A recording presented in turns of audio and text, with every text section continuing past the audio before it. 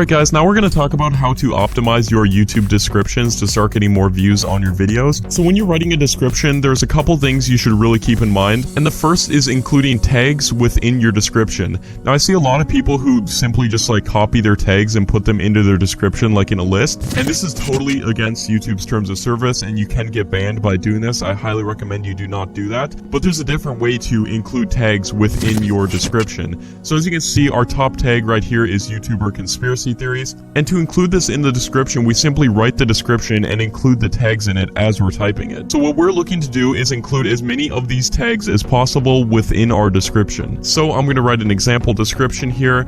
So we're going to want to use this conspiracy theory tag, so we go from a conspiracy theory regarding, and then we find one of these people like this one, Ty Lopez, to a, and then let's say we had the keyword scary in there, and then we just add to a scary conspiracy about, and then we include another name, so let's say this Tana Montague person, and then we just put a comma, and then we put, we take a look at 6 scary YouTuber conspiracy theories. And then as you can see, we included that tag right at the top, the YouTuber conspiracy theory tag, and that is how to write a good description.